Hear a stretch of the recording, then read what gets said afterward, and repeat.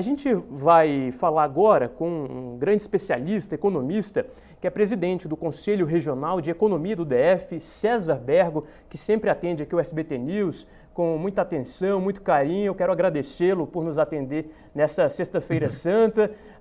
Doutor César, muito obrigado, viu? Uma ótima tarde para o senhor. É um prazer estar com vocês aí, Murilo. Professor, é o seguinte, a gente tem aqui, né, essa redução no valor do diesel. A pergunta que fica é se isso vai chegar na ponta da linha. Eu começo perguntando por que essa redução? É pelo cenário internacional? É pelo cenário interno?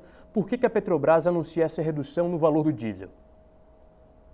Olha, nesse momento o dólar caiu, o barril de petróleo também ficou mais barato, o Brent.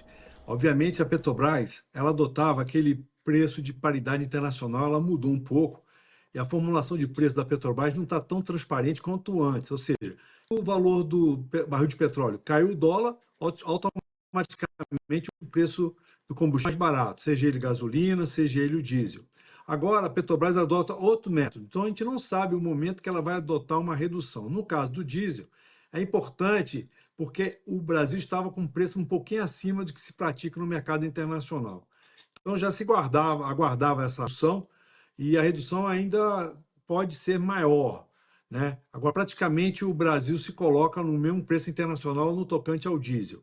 Lembrando que aqui no Brasil nós temos uma singularidade, que é a mistura do diesel com óleo vegetal para efeito de você ter um combustível misturado, mais ecológico, vamos dizer assim.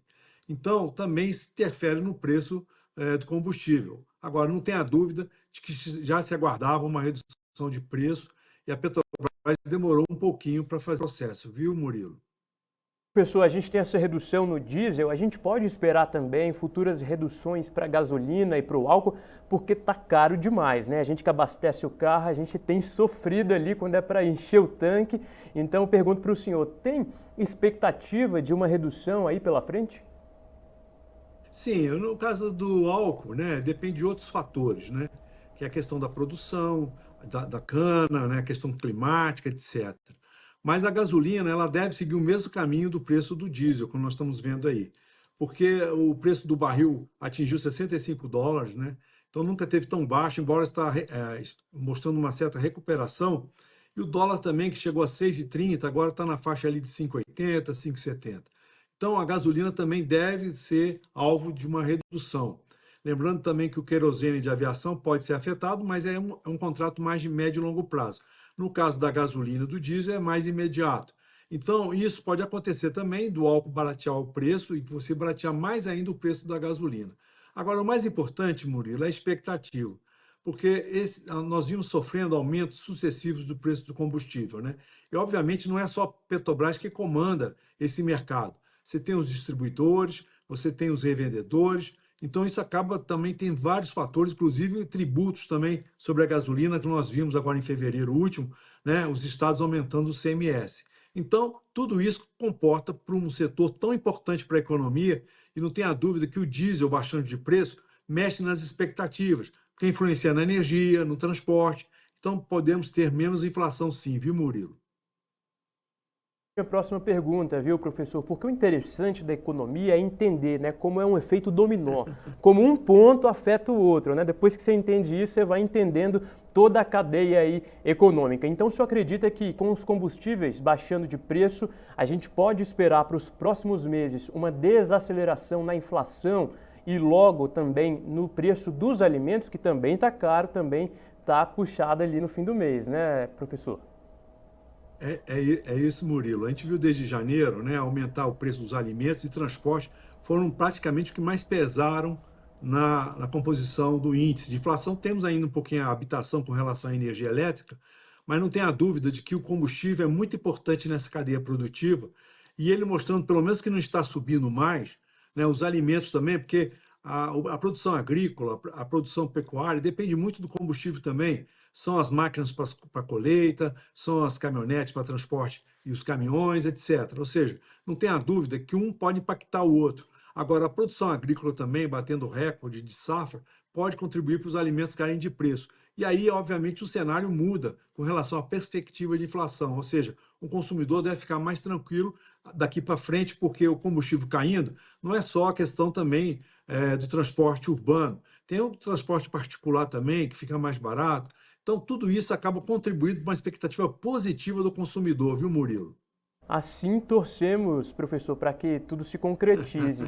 Agora eu queria mudar um pouquinho de assunto aqui, eu queria falar sobre o fim da escala 6 por 1, né? Porque me chamou a atenção um recente estudo, né, publicado pela Federação das Indústrias do Estado de Minas Gerais, a FIENG, inclusive está publicado no nosso site, o sbtnews.com.br, e esse estudo, professor, diz que se essa proposta do fim da escala 6 por 1 for a cabo, né, se ela for aprovada, se ela vier a ser efetivada, a FIENG aponta impactos negativos para a economia e traz números. A FIENG diz o seguinte, que o fim dessa escala ela pode encolher o PIB em até 16%.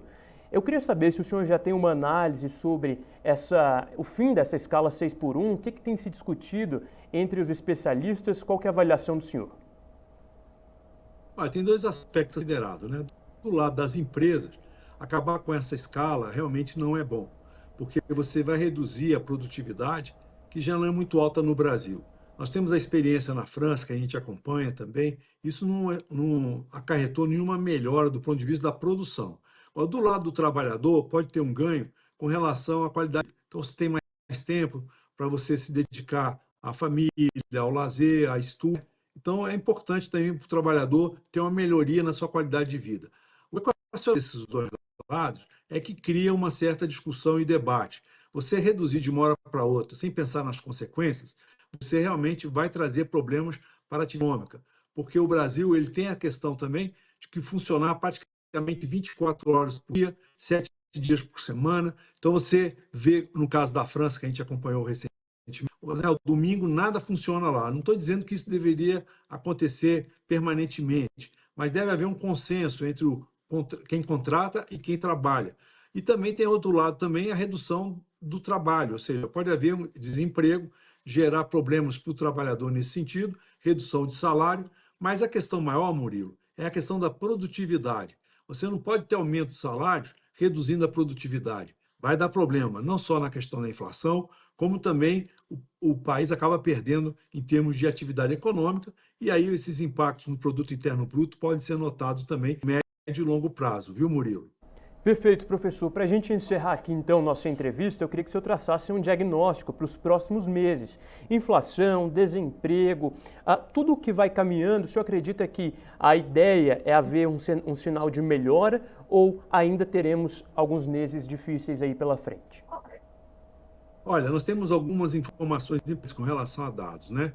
A questão mais crítica seria a parte da inflação, né? Que a previsão é de que ela se mantenha elevada até o final do ano, e também a questão da taxa de juros, né? Uma vez que a inflação está alta, o Banco Central tende a manter essa taxa de juros nesse nível também que está proibitivo para as empresas. Agora, no mais, o país está apresentando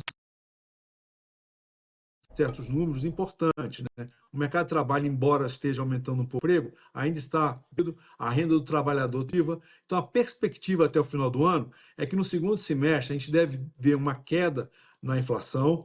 A questão da política de juros também, o Banco Central minimizar os aumentos, ou seja, tá, talvez mais uma vez agora, e deve, a partir do segundo semestre, tomar mais cautela com os aumentos. E com relação também ao câmbio, ele deve manter esse patamar atual, entre 5,70 e 5,80. Isso é bom para não encarecer as importações. Então, o cenário geral, ou seja, me parece que hoje nós estamos vivendo um momento crítico, de fato. E o dever de casa do governo, que é controlar as contas públicas, talvez seja o mais importante, ele deve fazer, e o quanto antes, o Congresso também aprovar as pautas econômicas para que a gente possa ter um segundo semestre melhor do que o primeiro semestre. Esse ano, o crescimento econômico deve ficar na faixa de 2%, diferentemente de 2024, que foi acima de 3,4%. Então, de qualquer forma, a gente aguarda esses momentos, a redução da inflação, a redução do preço dos alimentos, para que a gente possa ter um segundo semestre bem melhor do que o primeiro, viu, Murilo? Perfeito. Conversamos com César Bergo, economista, presidente do Conselho Regional de Economia aqui do Distrito Federal. César, muito obrigado mais uma vez, viu? Uma excelente Páscoa para você, para a família e uma ótima Sexta-feira Santa por aí. Ô Murilo, para vocês também, eu desejo uma Páscoa maravilhosa para todos vocês do SBT. Um grande abraço e até a próxima.